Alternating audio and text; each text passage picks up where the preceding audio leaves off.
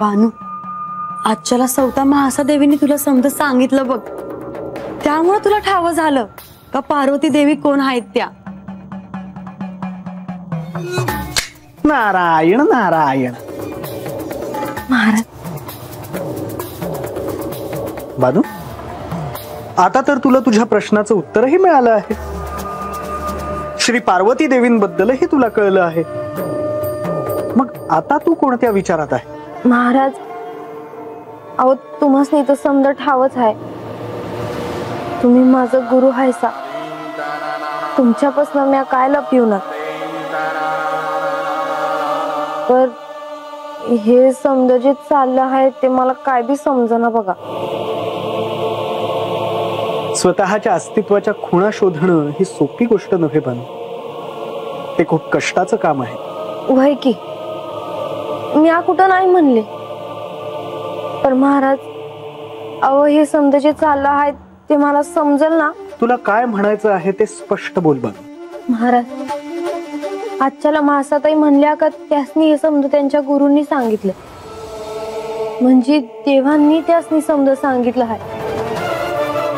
तर मग मला हे समजा कोण सांगणार. म्हणजे आख्यानानंतर मला जर काही विचारायचं असेल तर ते विचारायला बी माझ्या संग कोणी नाही. नारायण नारायण. बानू, तुला पडलेला प्रश्न अगदी योग्य आहे.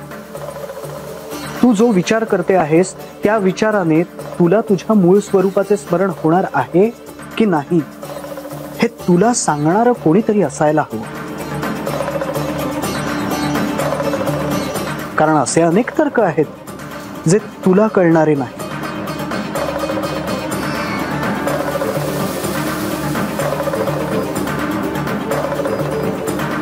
बानू, तू आता निश्चिंत होऊन घरी जा. आज तुला मार्गदर्शन करायला मी तुझ्याकडे येईन.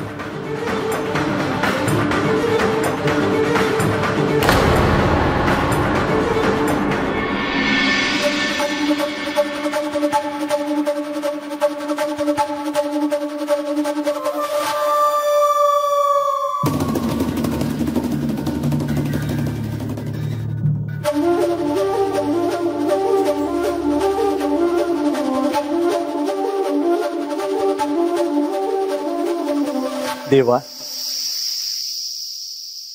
प्रधानजी, आख्यान संपून बराच वेळ झाला. आता काय काम घेऊन आला? देवा, बरेच दिवस झाले आपल्याला बोलता आले नाही, म्हणून तुम्हाला भेटायला आलो आहे. होय, परिस्थितीच तशी आहे. देवा, आख्यानात घृतमारीचा उल्लेख झाला ते बरं झालं. होय, नाहीतर ती शक्ती कोण आहे हा प्रश्न दोघींना त्रास देत राहिला असता.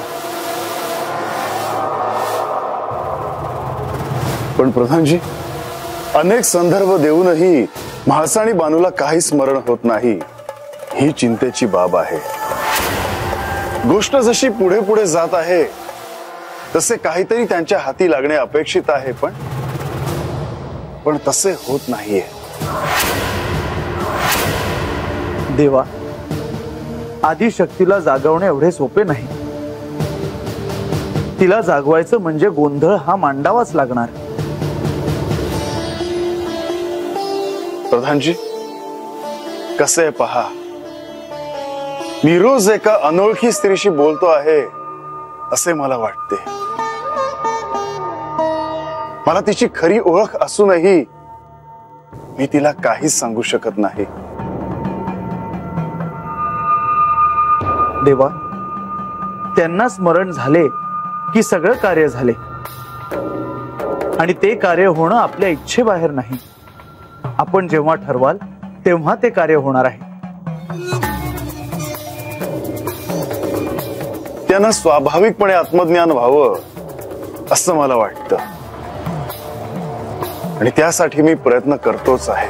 परंतु आधी कुणाला कळणार असं तुम्हाला वाटतंय?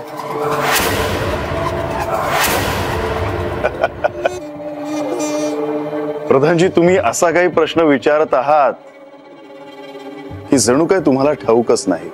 त्यासाठी मला आता भविष्याच्या गर्भात जाऊन पाहायचे नाही. ह्या शिवलीलेत तुम्ही कोणता निर्णय घेताय ह्याकडे सगळ्यांचे लक्ष लागून राहिले आहे. आधी कुणाला मूळ रूपाचे स्मरण होईल ह्याबद्दल सगळ्यांनाच उत्सुकता आहे. आधी आत्मज्ञान कोणाला होणार यापेक्षा मी कैलासात कोणाला घेऊन जाणार याची उत्सुकता सर्वांमध्ये आहे.